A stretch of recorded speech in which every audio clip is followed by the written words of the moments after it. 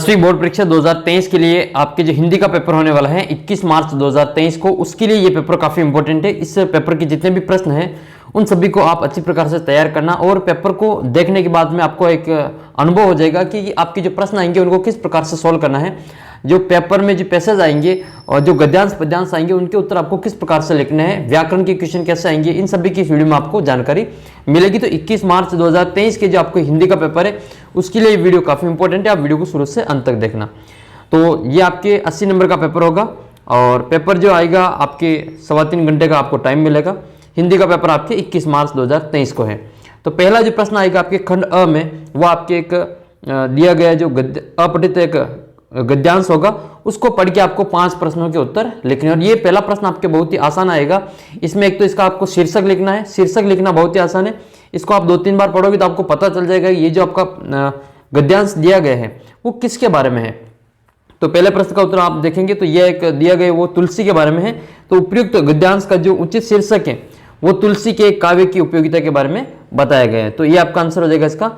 दूसरा प्रश्न आपके कि करोड़ों हिंदी भाषियों के लिए धर्म ग्रंथ, नीति ग्रंथ और काव्य ग्रंथ हैं। तो इसका आंसर रामचरितमानस है। अब आपको ये लाइन टू लाइन इस पैराग्राफ में आपको देखने को मिलेगी। तो ये देखो इसमें कि करोड़ों हिंदी भाषियों के लिए धर्म ग्रंथ, नीति ग्रंथ और काव्य ग्रंथ यदि कोई है तो वह है रामचरितमानस। यानी कि इस प्रकार से आपको लाइन टू लाइन इसमें से मिलान कर लेनी, आपको उत्तर मिल जाएगा। तो ये रामचरितमानस इसका आंसर हो जाएगा। फिर तीसरा प्रश्न है रामचरितमानस की अपूर्व भूमिका क्या रही है। तो इसका आंसर हो जाएगा आपके जातीय एकता का भाव उत्पन्न करने में। तो यहाँ पे देखो एक लाइन दे रखी है, जातीय एकता का भाव उत्पन्न करने में रामचरितमानस की अपूर्व भूमिका रही है। यानी कि लाइन टू लाइन जो आपके आंसर इसमें दे रखा है तो आपको इसमें से मिलान करके उत्तर ढूंढ लेना है। तो इसका आंसर हो जाएगा आपके जातीय एकता के भाव को उत्पन्न करना।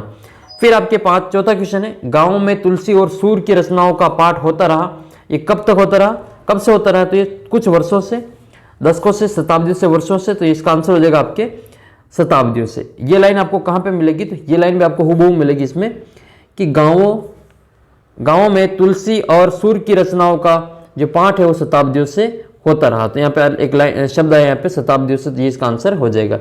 यहाँ पर रामचरितमानस है तो इसका आंसर रामचरितमानस ऊपर हो गया था। यानी कि आप जो पहला प्रश्न आएगा उसमें 5 क्वेश्चन आएंगे और पांचों ही क्वेश्चन के उत्तर आपको बहुत ही आसानी से जो आपका गद्यांश दे रखा होगा उसमें मिल जाएंगे।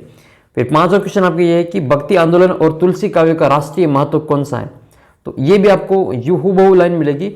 भक्ति आंदोलन और तुलसी काव्य का जो राष्ट्रीय महत्व यह है कि, अब यहाँ से इसका उत्तर हो जाएगा, यह है कि उनसे भारतीय जनता की भावात्मक एकता दृढ़ हुई है। तो इसका आंसर हो जाएगा आपके भारतीय जनता की भावात्मक एकता दृढ़ हुई है। ये पूरी लाइन आपको हुबहू मिलेगी, भारतीय जनता की भावात्मक एकता दृढ़ हुई है, ये इसका आंसर हो जाएगा। नेक्स्ट क्वेश्चन की ओर बढ़ते हैं। ये आपके 5 क्वेश्चन हो जाएंगे। तो 5 क्वेश्चन और 5 में से 5 नंबर आप इसमें ला सकते हैं। बिल्कुल आपको उस गद्यांश को ध्यान से पढ़ना है और उसके उत्तर आपको उसमें से देख लेने हैं। और इसके लिए आप क्या करेंगे, जो आपके पहले 12 क्वेश्चन होंगे उसकी एक सारणी बना के, इस प्रकार से आप इसमें सारणी बना के उसमें नंबर डाल के ऊपर 1 2 3 4 5 से 12 तक डाल के, पहले में ए सही है, दूसरे में पहले में ब से तो ब लिख लेना, दूसरे में द से तो उसमें द लिख लेना, तीसरे में अ सही है तो उसमें अ लिख लेना। इस प्रकार से 12 प्रश्नों के उत्तर आप एक साथ एक टेबल बना के दे देना, ताकि आपको टाइम भी कम लगेगा और आपका जो समय भी बचत होगा और आपका पेज भी जो आपको लगेगा कि नहीं हमने जो बहुत ही कम समय में अच्छा काम इसमें कर दिया है। ये जो आप देख रहे हैं ये सभी आपको जो पेपर वगैरह है इन सभी की PDF आपको हमारे ऐप पे मिलेगी। ऐप का जो नाम है आपको इसी नाम पे मिलेगा, ऐप SHRI श्री राम और CLASSES श्री राम क्लासेस के नाम से ऐप मिलेगा। ऐप को आप डाउनलोड करें और वहाँ पर आप हिंदी के जो 30 महत्वपूर्ण प्रश्नों का मैंने एक टेस्ट बना रखा है वो आप देना। फ्री टेस्ट की जो ऑप्शन है उसमें आपको ये टेस्ट मिलेंगे। 10वीं के कई सारे और टेस्ट मैंने वहाँ पे अपलोड कर रखे हैं, आपके सामाजिक के, हिंदी के, विज्ञान के, गणित के, तो वो सभी भी वहाँ पे मिल जाएंगे। तो उसके लिए आपको ऐप डाउनलोड करना पड़ेगा। ऐप का लिंक इस वीडियो के नीचे डिस्क्रिप्शन बॉक्स में दे रखा है। अब हम देखते हैं आपके अगला प्रश्न। अगला प्रश्न एक काव्यांश आएगा, आपके काव्यांश वो भी अपठित आएगा और उसको पढ़ के आपके 5 प्रश्नों के उत्तर देने हैं। तो प्रभु जी तुम चंदन हम पानी, ये जो आपका एक काव्यांश है इसको पढ़ के उत्तर देने। तो ये पढ़ने के बाद में ये पढ़ेंगे आप 2-3 बार इसको, तो आपको पता चल जाएगा ये किसके बारे में। अब वो भी देखेंगे कि इसका आंसर कैसे पता करेंगे कि इसका काव्यांश का शीर्षक क्या है। तो ये रैदास के समर्पण भाव को दर्शाता है। तो ये किसका काव्यांश से होता है, वो किसी न किसी कवि का नाम आपको उसमें देखने को मिल जाएगा। तो इसको जब आप पढ़ेंगे तो लास्ट में जो कवि होता है उसका नाम लास्ट वाली लाइन में आपको देखने को मिल जाता है। तो ये रैदासा है, रैदासा यानी कि ये रैदास का समर्पण भाव, रैदासा से ये देखो रैदास का समर्पण भाव, ये इसका आंसर हो जाएगा। इस प्रकार से जो आपको आंसर मिलान करनी है। 7वां क्वेश्चन आपके है कि रैदास जी ने भगवान को चंदन कहकर स्वयं को क्या कहा। तो स्वयं को क्या कहा, प्रभु जी तुम चंदन हो और हम क्या है, पानी है। तो यह इसका आंसर हो जाएगा आपके पानी, हम पानी। तो इस प्रकार से आपको उत्तर मिलान कर लेनी है। तीसरा प्रश्न है बरई शब्द का आपको अर्थ बताना है। बरई शब्द का मतलब होता है जलना। देखो प्रभु जी तुम दीपक हम बाती, प्रभु जी तुम दीपक हम बाती, यानी कि दीपक में बाती जो जलती रहती, ज्योति जलती रहती है। बरई, बरई यानी कि बलना, मतलब जो होता है बलना जलना, तो वो आता बरई है। तो इसका मतलब होता है जलती है। फिर आपके अगला प्रश्न ये कि उपयुक्त काव्यांश में कवि रैदास ने ईश्वर के किस रूप का वर्णन किया है। तो उन्होंने जो निराकार रूप का वर्णन किया, तो फर्स्ट ऑप्शन से हो जाएगा इसका निराकार रूप। 10वां प्रश्न आपके सोने पे सुहागा मुहावरे का अर्थ बताना। तो ये आपकी किताब का एक मुहावरा आएगा। आपको किताब के जितने भी मुहावरे, ये आपका 10वां नंबर का जो क्वेश्चन है मुहावरा ही आएगा। तो आपकी किताब में जितने भी मुहावरे 15-20 मुहावरे, उनको एक बार देख लेना, आपके 1 नंबर ये कंप्लीट हो जाएगा। तो सोने पे सुहागा जो मुहावरे, इसका अर्थ बताना है। इसका मतलब ये होता है कि किसी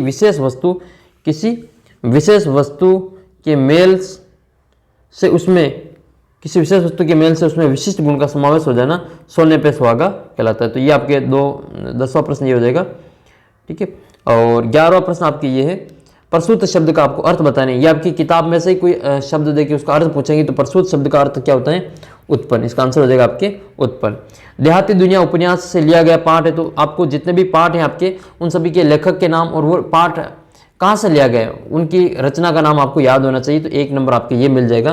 देहाती दुनिया जो उपन्यास है वो आपके इस उपन्यास से लिया गया पाठ कौन सा है, तो माता का अंचल इस उपन्यास से ही लिया गया है। फिर ये आपके 12 प्रश्न हो जाएंगे। फिर आपके दूसरा जो क्वेश्चन आएगा उसमें आपके 6 प्रश्न आएंगे और 6 प्रश्न आएगा 1 × 6 यानी कि 6 नंबर का आपके टोटल नंबर हो जाएंगे। ये आपके व्याकरण के क्वेश्चन आएंगे 6 क्वेश्चन। संज्ञा, सर्वनाम, विशेषण और अव्यय, उपसर्ग और प्रत्यय, ये आपको अच्छी प्रकार से याद होने चाहिए। मैंने एक वीडियो डाल रखा, आप उसको देख लेना, उसमें मैंने सारी चीज़ें उसमें समझा रखी हैं। पहला प्रश्न आपके कि भाववाचक संज्ञा की रचना मुख्यतः प्रकार के शब्दों से होती है। तो इसमें आपके आ जाएगा भावबोधक शब्दों से। तो इसका आंसर लिखेंगे हम इसमें भावबोधक शब्दों से। जो सर्वनाम शब्द वाक्य परस्पर संबंध, देखो इसमें ढूंढना है, संबंध का बोध कराते हैं उन्हें संबंधवाचक सर्वनाम कहते हैं। जो प्रश्न का बोध कराते हैं उनको प्रश्नवाचक सर्वनाम कहते हैं। इस प्रकार से आपको थोड़ा सा इसमें देख के बताना। ये संबंधवाचक सर्वनाम यहाँ पे दे रखा है, ये संबंध। सर्वनाम कितने प्रकार के होते हैं, उनके भेद आपको कमेंट करके बताने कि सर्वनाम के भेद जो कितने होते हैं। नेक्स्ट है विशेषण शब्द संज्ञा या सर्वनाम। संज्ञा या विशेषण जो होता है वो संज्ञा या सर्वनाम की विशेषता बताते हैं। यहाँ पे आपको सर्वनाम भर देना है। अवयव या अविकारी शब्दों के मुख्यतः कितने भेद है, तो ये 4 भेद होते हैं। परीक्षा शब्द में उपसर्ग कौन सा है, तो परि उपसर्ग है। और वे प्रत्यय जो संज्ञा शब्दों के अंत में लगते हैं उनको तदित प्रत्यय कहते हैं। और जो क्रिया के अंत में लगते हैं उनको कृदित प्रत्यय या कृत प्रत्यय कहा जाता है। एक आपकी संधि आएगी और एक समास आएगा। संधि की परिभाषा पूछ लेंगे या फिर संधि का देके उसको संधि विच्छेद पूछेंगे। तो उज्ज्वल का संधि विच्छेद क्या हो जाएगा, उत प्लस ज्वल, ये है उज्ज्वल का संधि विच्छेद। क्वेश्चन नंबर 2 में आपके वापस समास की परिभाषा पूछी थी। तो समास की परिभाषा हो जाएगी 2 या 2 से अधिक शब्दों के परस्पर मेल को समास कहते हैं। अगला क्वेश्चन बनता है आपका ये, एक मुहावरा पूछा गया है कि मन में चक्री होना, मुहावरे का अर्थ बताना है। तो आपके भटकन होना। ठीक है, एक मुहावरा फिक्स आएगा आपके, एक लोकोक्ति फिक्स आएगी। तो जितने भी आपके 4-5 लोकोक्तियाँ या 15-20 मुहावरे हैं उनको आप रट लेना, उस आपके 2 नंबर पक्के हो जाएंगे। आगे को आप पीछे का लोकोक्ति का वाक्य में प्रयोग करना है। तो ये होता है कि दोनों तरफ मुसीबत में होना। आगे को आप पीछे का मतलब ये होता है कि दोनों तरफ मुसीबत में होना। तो श्याम अपनी बहन की शादी में दहेज नहीं देता है तो रिश्ता टूट जाता है, और देता है तो कर्ज में डूबता है। उसके लिए तो आगे को और पीछे खाई वाली बात हो गई है। अगला प्रश्न आपकी फिर किताब का क्वेश्चन आएगा। नेताजी का जो चश्मा पाठ है किसके योगदान को दर्शाता है, तो ये जो वो जो देशभक्त कैप्टन था उसके योगदान को दर्शाता है। यह लेखक यशपाल ने लखनवी नवाब के अंदाज में अंदाज की तुलना किस प्रकार की नई कहानी से की है। तो लेखक ने नवाब की जो सिर्फ सुगंध के व स्वाद से मुंह में भर आए पानी से पेट भरने तथा डकार लेने की प्रक्रिया की तुलना नई कहानी से की है। छाया मत छोना का भावार्थ बताना है। यही इसका अर्थ होता है कि छाया यानी कि यादें, छाया यानी कि यादें, बीते मधुर क्षणों की यादें वर्तमान में दुख देती हैं और हमें उन यादों को नहीं छूना चाहिए। कन्यादान का जो कविता है उसका आपका वर्ण विषय बताना है कि वो किस विषय में लिखी गई है। वो जो कविता है वो बेटी के विवाह के वर्णन करती हैं और बेटी के विवाह के जो बाद में जो विदाई होती है, बेटी की विदाई, उस समय वो माँ उसको कहती हैं, विदा करते हुए जो उसको कुछ सीख देती हैं। ठीक है, तो वो वाली जो कन्यादान कविता है उससे संबंधित है। संगतकार कौन होता है? तो संगतकार जो मुख्य गायक के साथ में जो ताल और स्वर देने वाले कलाकार होते हैं उनको संगतकार कहते हैं। स्त्री शिक्षा के विरोधी कुतर्कों का खंडन निबंध का मूल विषय क्या है? यही इसका मूल विषय कि स्त्री शिक्षा को बढ़ाना तथा शिक्षा के अर्थकारी स्वरूप को प्रकट करना। माता का अंचल पाठ में किसका चित्रण किया गया है? तो माता का अंचल जो पाठ है उसमें माता की ममता और पिता के दुलार और बचपन की रुचियों और अभिरुचियों और अरुचियों का स्वाभाविक वर्णन इसमें किया गया है। नाक सम्मान और प्रतिष्ठा की द्योतक है, आपको पाठ के आधार पर समझाना है। देखो, नाक मनुष्य की प्रतिष्ठा और मान सम्मान के प्रतीक होती है, जिसके न होने पर मनुष्य का सौंदर्य और प्रतिष्ठा नष्ट हो जाती है। फिर खंडवा में आपके 4 से लगा के 16 तक के क्वेश्चन है वो 2-2 नंबर के होंगे। जॉर्ज पंचम की जो नाक कहानी है उस पाठ सत्ता से जुड़े लोगों की किस मानसिकता को दर्शाती है? तो ये पाठ जो है सत्ता से जुड़े लोगों की गुलाम मानसिकता को दर्शाता है, ये गुलाम मानसिकता को ही दर्शाता है। फिर आपके अगला प्रश्न है कि प्रकृति ने जल संचय की व्यवस्था किस प्रकार की है? प्रकृति ने जल संचय की व्यवस्था किस प्रकार की है? तो प्रकृति ने जो यहाँ पे जो हिम शिखर जल स्तंभ के समान है और सर्दियों में यहाँ प्रकृति बर्फबारी करके हिम शिखरों के रूप में जल संग्रह कर लेती हैं और गर्मियों में यही बर्फ शिलाएं पिघल पिघल कर जल धाराएं के रूप ले लेती हैं और यह जल संचय की अद्भुत व्यवस्था है जो प्रकृति ने की है। अगला जो क्वेश्चन आपके 6ठा क्वेश्चन है, गोरे सिपाहियों ने टुन्नू को अस्पताल ले जाने की बात क्यों कही थी? गोरे सिपाहियों ने टुन्नू को अस्पताल ले जाने की बात क्यों कही थी? तो सबसे पहले तो आपको ये जानकारी होनी चाहिए कि टुन्नू कौन था। तो टुन्नू एक आंदोलनकारी था। पुलिस के जमादार अली सगीर द्वारा उसकी पसलियों पर बूट की ठोकरें मारे जाने से उसके मुंह से खून आने लगा था और परिणाम स्वरूप जो वह उसकी मृत्यु हो गई थी वहीं पर। तो पास में जो खड़े गोरे सैनिकों ने उसे अस्पताल ले जाने की बात कही क्योंकि टुन्नू की मौत की खबर से भीड़ भड़क सकती थी। फिर आपको क्रिया की परिभाषा लिखनी है। तो किसी काम का होना या करना पाया जाना है जो क्रिया कहलाता है, ये क्रिया की परिभाषा है। और अगला प्रश्न आपके कि गोपियों द्वारा उद्धव को भाग्यवान कहने में क्या व्यंग्य निहित है? गोपियों के द्वारा जो उद्धव है उसको उद्धव को भाग्यवान कहने में क्या व्यंग्य निहित है? तो गोपियों के द्वारा उद्धव को भाग्यवान कहने में यह व्यंग्य था कि वे दिखावे के लिए उनकी प्रशंसा कर रही थी, किंतु वास्तव में वे कहना चाहती थी कि तुम अभागे हो क्योंकि तुमने न प्रेम का अनुभव किया है, न प्रेम को जाना है और न ही किसी को अपना सके, इसलिए तुम है जो बड़ा अभागा, इसलिए तुमसे बड़ा जो अभागा है वो कौन होगा। तो इस प्रकार से जो अभागा कहा है। अगला प्रश्न है कि महावीर प्रसाद द्विवेदी का निबंध उनकी दूरगामी और खुली सोच का परिचय है कि वो कैसे आपको उसमें समझाना है। तो द्विवेदी जी का दृष्टिकोण समाज सुधार से पूरित था ये, और उनके काल में स्त्रियों की जो शिक्षा पर ध्यान नहीं दिया जाता था, उन्हें घर के कामों में ही सीमित रखा जाता था। पुरुष वर्ग का अपना ही महत्व था, इसलिए स्त्रियों पर मनमाने अत्याचार होते थे। द्विवेदी जी ने इन अत्याचारों के विरोध किया था और वो इसके विरोधी थे, इसलिए उन्होंने स्त्री शिक्षा की वकालत की और जो उनकी दूरदृष्टि का ही परिचायक था। अगला प्रश्न आपके है 10 नंबर का ये, कवि जयशंकर प्रसाद आत्मकथा लिखने से क्यों बचना चाहते थे? जो कवि जयशंकर प्रसाद है वो आत्मकथा लिखने से क्यों बचना चाहते थे? तो कवि जयशंकर प्रसाद है वो आत्मकथा लिखने में कवि को अपनी कमियों और दुर्बलताओं का उल्लेख करना पड़ेगा और वही आत्मकथा लिखने से उनकी पुरानी यादें ताज़ा हो जाएगी, जिससे आत्मकथा पढ़ने वाले उसके बारे में जान जाएंगे और कवि उपास और योग्य का जो पात्र बन जाएगा। तो इस कारण है जो कवि आत्मकथा नहीं लिखना चाहते थे। अगला जो क्वेश्चन आपके, कविता का शीर्षक उत्साह क्यों रखा गया? जो उत्साह कवि है उसका कविता का नाम है जो उत्साह क्यों रखा गया था?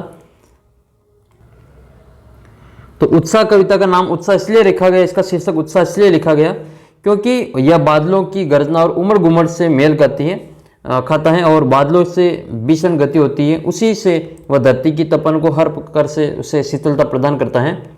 कवि ऐसी ही गति और ऐसी भावना से क्रांतिकारियों की शक्ति की आकांक्षा रखता है जैसे कि दुख और पीड़ित जनता को सुख प्राप्त हो सके। तो इस कारण जो उसका जो नाम है वो उत्साह रखा गया है। अगला प्रश्न आपकी ये है कि हालदार साहब को मूर्ति के सामने से गुजरने पर उसमें क्या अंतर दिखाई देता है और क्यों? तो हालदार साहब की मूर्ति के सामने से गुजरने से हर बार मूर्ति पर लगे चश्मे की फ्रेम बदल जाने के अंतर दिखाई पड़ता है, क्योंकि कैप्टन अपने ग्राहक की पसंद पर लगे फ्रेम को बदलकर अन्य फ्रेम वाले चश्मे को लगा देता था। फिर आपको एक कवि का या लेखक का जो जीवन परिचय याद करना है। 2 प्रश्न आपके आएंगे 2-2 नंबर के, यानी कि टोटल आपके 4 नंबर के जो प्रश्न हैं वो आपके जीवन परिचय के आएंगे। एक ये आपके सूर्यकांत त्रिपाठी निराला का इंपॉर्टेंट है, आप इसको देख लेना, और एक आपकी जो दे रखा मनु भंडारी, ये भी इंपॉर्टेंट है। तो इन दोनों को हम इसमें देख लेते हैं। सबसे पहले देखते हैं हम निराला जी का जो जन्म है वो कहाँ पे हुआ था? तो बंगाल के मेदिनीपुर में हुआ था 1899 में, और उनकी औपचारिक शिक्षा महिषादल में 9वीं तक हुई थी। और अनामिका, परिमल आदि उनके जो काव्य संग्रह है, ये भी पूछ सकते हैं कि अनामिका और परिमल किसके काव्य संग्रह है? तो निराला जी के। उन्होंने उपन्यास, कहानी, आलोचना तथा निबंध भी लिखे हैं। उनका देहांत जो हुआ था 1961 में हुआ था। और भी आपको कोई चीज़ याद हो तो इससे संबंधित इसमें लिख सकते हैं। मनु भंडारी का जीवन परिचय। मनु भंडारी का जो जन्म है वो 1931 में बानपुरा मध्य प्रदेश में हुआ था, और उनकी दीक्षा शिक्षा जो हुई थी वो राजस्थान के अजमेर में हुई थी। और हिंदी कथा साहित्य की प्रमुख लेखिका की रचना में स्त्री मन से जुड़ी उनकी अनुभूतियों को देखा जा सकता है। उन्होंने अनेक कहानियाँ, उपन्यास, आत्मकथ्य लिखा है और उन्हें पुरस्कार भी प्राप्त हुए हैं। उनकी जो मृत्यु हुई थी वो 15 नवंबर 2021 को कोरोना के टाइम में हुई थी। तो ये आप इसमें थोड़ा सा लिख सकते हैं। फिर आपके एक इंपॉर्टेंट क्वेश्चन ये कि यह दंतुरित मुस्कान कविता का केंद्रीय भाव आपको स्पष्ट करना है। मोस्ट इंपॉर्टेंट प्रश्न बनता है आपके ये कि यह दंतुरित मुस्कान कविता का आपको केंद्रीय भाव स्पष्ट करना है। तो ये है आपके सामने दंतुरित जो मुस्कान है उस कविता का केंद्रीय भाव। कविता में कवि ने अपने बच्चे की मुस्कान का बड़ा ही मनमोहक वर्णन किया है, और वह बच्चा जिसने कभी भी जो अभी भी जो उसके दांत निकलना शुरू हुए हैं, बच्चे की मुस्कान में इतनी शक्ति होती है कि वह पाषाण हृदय को भी जल बना देती हैं।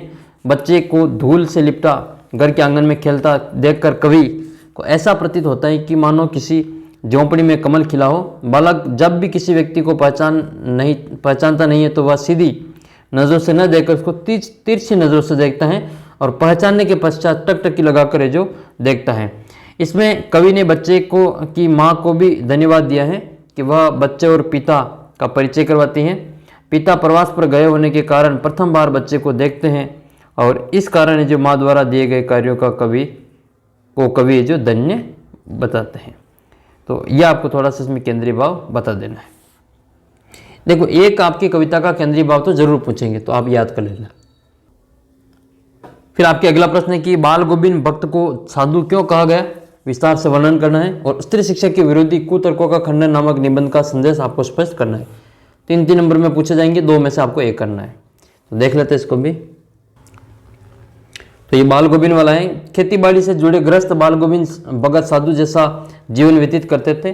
सादा सरल जीवन जीने वाले भगत जी साहब की सेवा में अपना जीवन समर्पित कर चुके थे, और वे खेतों में पैदा हुई वस्तु को कबीर साहब के मठ पर ले जाकर चढ़ाते थे, फिर प्रसाद रूप में जो मिलता था वह लेकर आते थे। वे साधुओं की तरह जो ईश्वर और गुरुओं की प्रशंसा की गीत गाते थे और दूसरों की चीज़ों को हाथ तक नहीं लगाते थे, यहाँ तक कि राग द्वेष से ऊपर उठे हुए वो साधु थे। इस प्रकार से इसको लिख लेना है। फिर आपको वो जो निबंध है स्त्री शिक्षा में विरोधी कुतर्कों का खंडन, तो लेखक को ने इस निबंध में क्या कहा है वो आपको बताना है।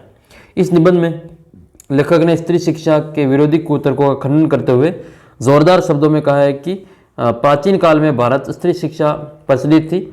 इसके लिए गार्गी त्रिपत्नी, विश्ववारा, मंडन मिश्र की पत्नी आदि जो विदुषी स्त्रियाँ हुई है। आज के युग में स्त्री शिक्षा का अति आवश्यकता है। पुरातन पंथी एवं रूढ़िवादी लोग चाहे कितनी कुतर्क दें, उनका विरोध स्त्री शिक्षा का प्रसार करके ही प्रसार होना चाहिए। इसके लिए शिक्षा प्रणाली को अपेक्षित संशोधन कर लेना चाहिए, लेकिन विरोध नहीं करना चाहिए। तो ये आपके स्त्री शिक्षा से संबंधित इसमें वर्णन किया गया है। अब हम देख लेते हैं, आपका एक निबंध आएगा। तो निबंध आपके कौन कौन से इंपॉर्टेंट है, देखो निबंध में आपको याद कर लेना, एक तो मेक इन इंडिया में, और एक नरेगा है उससे भी आ सकता है। इसके अलावा स्वच्छ भारत अभियान आ सकता है, 21वीं सदी की महामारी कोरोना आ सकता है। मोस्ट इंपॉर्टेंट है कोरोना वाला, तो वो आप इसमें देख लेना। तो हम थोड़ा सा आपकी जो निबंध है वो उसमें देख लेते हैं। तो सबसे पहले मेक इन इंडिया के बारे में देख लेते हैं। मेक इन इंडिया का जो प्रारंभ है वो हुआ था, मेक इन इंडिया का शुभारंभ माननीय प्रधानमंत्री नरेंद्र मोदी जी के द्वारा 25 सितंबर 2014 को हुआ। ये भी लिख सकते हैं कहाँ से, वो तो नई दिल्ली के विज्ञान भवन में किया गया था। इस योजना का मुख्य उद्देश्य यही था कि लोगों के द्वारा जो रोजमर्रा के जीवन उपयोग किए जाने वाले सामान का निर्माण इंडिया में ही होना चाहिए। इस योजना को सबको समझाने के लिए औद्योगिक नीति और विकास विभाग द्वारा 29 दिसंबर 2014 को एक वर्कशॉप भी आयोजित की गई थी। फिर आपको इससे संबंधित फायदे, इसके नुकसान, ये कैंपेन वगैरह, इनसे उपसार वगैरह आपको बता देना है। फिर आपके एक पत्र आएगा या तो, और या फिर आपके एक आपको प्रार्थना पत्र लिखना होगा, एप्लीकेशन। तो आप राजकीय उच्च माध्यमिक विद्यालय अर्णव नगर के सुरेश हैं। आपके विद्यालय की पुस्तकालय में बाल उपयोगी पुस्तकें मंगवाने तो प्रधानाचार्य को एक प्रार्थना पत्र लिखिए। तो इसमें हम लिखेंगे, सेवा में श्रीमान प्रधानाचार्य महोदय, राजकीय उच्च माध्यमिक विद्यालय अर्णव नगर, विषय पुस्तकालय में बाल उपयोगी पुस्तकें मंगवाने हेतु महोदय जी सविनय नम्र निवेदन है कि हमारे विद्यालय में विशाल पुस्तकालय है, उसमें अनेक विषय से संबंधित पुस्तकों का अपार भंडार है, लेकिन विद्यालय में पुस्तकालय में बाल उपयोगी पुस्तकों की सर्वथा अभाव है। इस संबंध में आपसे निवेदन है कि पुस्तकालय में बाल उपयोगी पुस्तकें मंगवाने की कृपा करें, जिसको पढ़कर शिक्षार्थी अपना मनोरंजन करने के साथ ही अपने ज्ञान में वृद्धि कर सके और उनसे जीवनोपयोगी शिक्षा भी प्राप्त कर सके। अतः आपसे प्रार्थना है कि पुस्तकालय में बाल उपयोगी पुस्तकें अतिशीघ्र मंगवाकर अनुग्रहित करें। सभी छात्र आपके आभारी रहेंगे। आपका प्रार्थी कक्षा 10 नाम लिख लेना है। इस प्रकार से आपको काम कर लेना है। या फिर आपके एक अजमेर निवासी आलोक की ओर से अपने छोटे भाई विवेक को राष्ट्रीय प्रतिभा खोज में परीक्षा में उच्चयन होने पर उनको बधाई पत्र आपको लिखना है।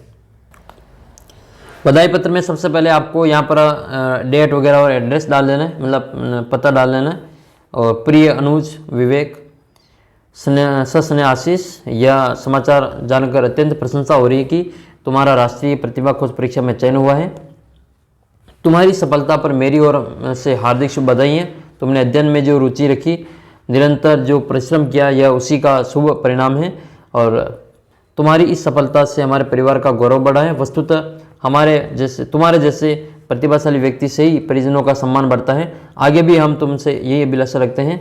मेरे सभी साथी भी तुम्हें इस सफलता पर बधाई दे रहे हैं। अपना कुशल पत्र शीघ्र जो भेजना। शेष कुशल, तुम्हारा अग्रज आलोक। इस प्रकार से आपको इसमें लिख लेना है। नव सृजन संस्था द्वारा बनाई गई मूर्तियों की बिक्री हेतु एक विज्ञापन आपको तैयार करना है। तो विज्ञापन तो बहुत ही आसान है, आपके 4 में से 4 नंबर आ सकते हैं। आपको कोई सा भी विज्ञापन तैयार करना है तो उसको आकर्षण बनाने के लिए डिजाइन वगैरह आप बना देना, उसमें आपको अच्छे नंबर मिलेंगे। जैसे इसमें लिखा हुआ है कि मूर्तियां बेचने के लिए आपको एक विज्ञापन तैयार करना है। विज्ञापन हम किसके लिए तैयार करते हैं? तो हमारी चीज़ें बेचने के लिए या लोगों को वहाँ पे आकर्षित करने के लिए। तो सुनहरा अवसर, 30% की छूट, बम्पर सेल या आपको फेस्टिवल सेल, इस प्रकार से आप इसमें लिख सकते हैं। नव सृजन संस्था द्वारा बनाई गई मूर्तियों की बम्पर सेल में पधारिए और मन भावन मूर्तियाँ 30% छूट के साथ ले जाइए। सुनहरा मौका मत खोइए, अवसर निकल गया तो हाथ मलते रह जाएंगे। ये कुछ लाइनें आपको उसमें लिखनी पड़ेगी, तभी तो लोग आपकी ओर आकर्षित होंगे। आपको स्थान डाल देना है, दिनांक और आपको टाइम डाल देना है। 3 चीज़ें डालने के बाद में आयोजक का नाम लिखना है, नीचे मोबाइल नंबर डाल देना है। ये आपका विज्ञापन तैयार है। ये आपका एक मॉडल पेपर के रूप में हमने अपलोड किया। आशा करते हैं कि आपकी जो 21 तारीख को पेपर है उसके लिए काफ़ी हेल्पफुल रहेगा।